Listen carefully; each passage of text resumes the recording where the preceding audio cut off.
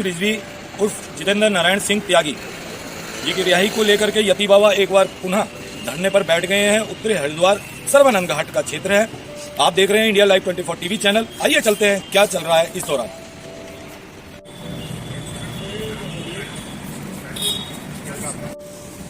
जी गुरुजी, फिर एक बार धरने पर आप बैठे हैं यहाँ? नहीं, देखिए, आज हम धरने पर नहीं बैठे हैं जी, अनशन पर नहीं बैठे हैं, केवल बैठे हैं अपने भाई का इंतजार कर रहे हैं। अच्छा। हमारे भाई जितेंद्र नारायण सिंह त्यागी जी जेल में हैं जी, और बहुत अन्यायपूर्ण तरीके से उन्हें जेल में डाला गया है। हम केवल उनके इंतजार में यहाँ बैठे हुए हैं। तो कुछ तो आपकी मांग होगी गुरुजी जो आप? कोई मांग नहीं है, हमारी कोई मांग नहीं है, बस हमारा भाई आ जाए, हम अपने भाई को लेकर यहाँ से चले जाएंगे। बहुत अन्याय हुआ हमारे साथ, बहुत अत्याचार हुआ त्यागी जी के साथ।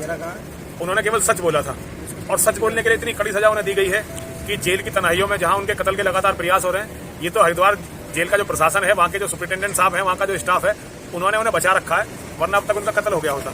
तो कोई मांग नहीं है, कोई धरना नहीं, कोई प्रदर्शन नहीं, कुछ नहीं, केवल अपने भाई का इंतजार कर रहे हैं यहाँ बैठ के, ताकि उन्हें ये ना लगे कि कोई उनके साथ नहीं है। बस इतना है और कुछ नहीं है। गुरुजी, न्यायालय के विचाराधीन है मामला जी, तो न्यायालय से ही होगा? हाँ, तो न्यायालय में लड़ रहे हैं ना हम लोग, केस डाल रखा, जमानत के लिए प्रयास कर रहे हैं। हम भी तो कल जमानत पे ही आए हैं ना, तो जमानत जैसे उनके, अब आप देखिए ना, केस इतना मामूली सा था कि थाने में उनकी जमानत हो जानी चाहिए थी, लेकिन यहाँ जमानत उनकी नहीं थी।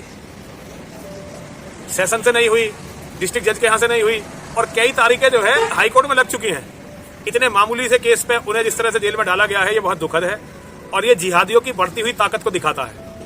तो हम लोग केवल उनका इंतजार कर रहे हैं, वो आ जाएंगे और हम यहाँ से उठ के चले जाएंगे। धन्यवाद जी। गुरुजी, क्या कहना है? जैसे आप बैठे हैं यहाँ, इंतजार बताया जा रहा है रिजवी जी का। हाँ, हम इंतजार कर रहे हैं जी, और दुख के साथ कर रहे हैं कि सच्चाई बोलने पर जो खुद वो लिखे हैं और कर रहे हैं, उस बात को बोलने पर इतनी बड़ी सजा। और वही बात सरकार बोल रही क्या हुआ, कॉमन किसी भी कोड लाएंगे, ये लाएंगे, वो लाएंगे। अंतिम में जब हिंदुओं का वोट सत्ता देगी, उनको कोई सजा नहीं, उनको सजा पब्लिक देगी, भगवान देंगे। लेकिन हम लोग अपना कर्म कर रहे हैं और हम अपना सच्चाई लाते रहेंगे, ढंग से लाते रहेंगे।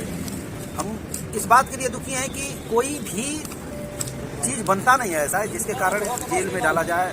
और इस तरह का हाई कोर्ट में देखिए, दिल्ली हाई कोर्ट ने उसी किताब को बैन करने से मना कर दिया और कहा फ्रीडम ऑफ स्पीच है। उसी किताब की बात को बोल देने पर यहाँ हेट स्पीच कैसे बन गया, ये दिखाती है। और ये सरकारों की दिवालिया, मानसिक दिवालियापन दिखाती है, और इससे वो उनका फ़ायदा नहीं होगा और न हुआ है। और आगे भी वो अब एक्सपोज होते हैं लोग, कई लोग हिंदुत्ववादी बन गए।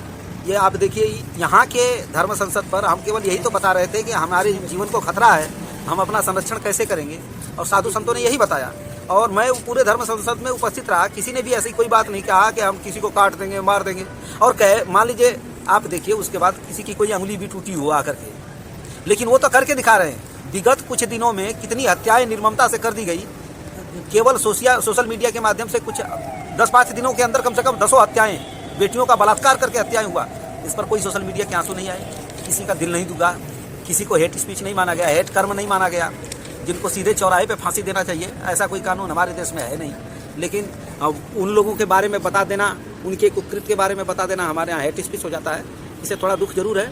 और हम बैठे हैं, इंतजार कर रहे हैं, हमारे भाई जितेंद्र नारायण सिंह त्यागी जी आ जाएंगे। स्वामी जी और त्यागी जी के साथ हम हैं, रहेंगे और रहेंगे। धन्यवाद गुरु जी।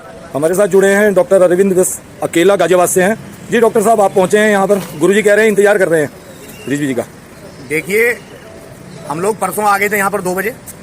परसों 2 बजे हमारे पूजनीय महामंडलेश्वर स्वामी यति नरसिंहानंद गिरी जी महाराज के प्रतीक्षा में गाजियाबाद से हम लोग दर्जनों के संख्या में यहाँ पर हिंदू स्वाभिमान के धर्म रक्षक योद्धा यहाँ पर पहुँचे थे।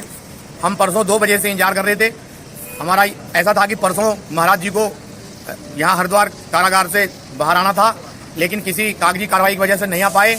कल हमारे पूजनीय गुरुवर कल 6:30 बजे के लगभग जिला कारागार से आए हैं और उसके बाद सीधा यहाँ आप देख रहे हैं कि हरिद्वार के स्वामी सर्वानंद घाट पर यहाँ पर महाराज जी आके अपना तपस्या शुरू कर दिए।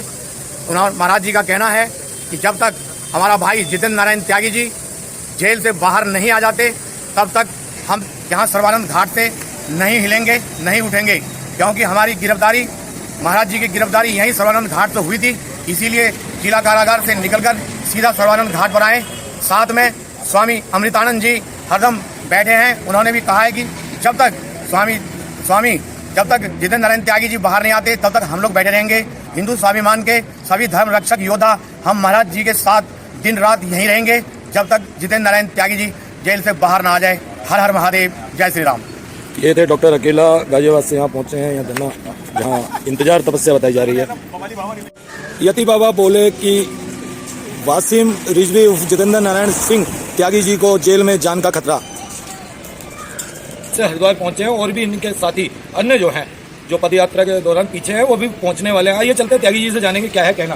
जी त्यागी जी, जैसा कि घटनाक्रम में क्या कहना आप पदयात्रा करके यहाँ हमने वैष्णवी पद यात्रा गाजियाबाद से और देहरादून तक 250 किलोमीटर की पद यात्रा का हमने संग्राम किया था और जो आज हरिद्वार के आसपास पहुँच गए, मैं यहाँ पे आ गया हूँ और मेरे साथी भी पीछे हैं, आने वाले भी।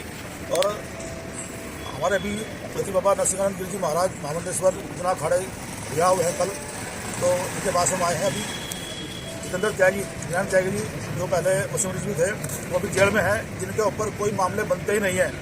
अभी समझ ने बताया कि सच्चाई बोलने का इतना बड़ा दंड हमने तो आज तक जिंदगी में अपने देखा नहीं है, और वो भी साधु संतों के ऊपर।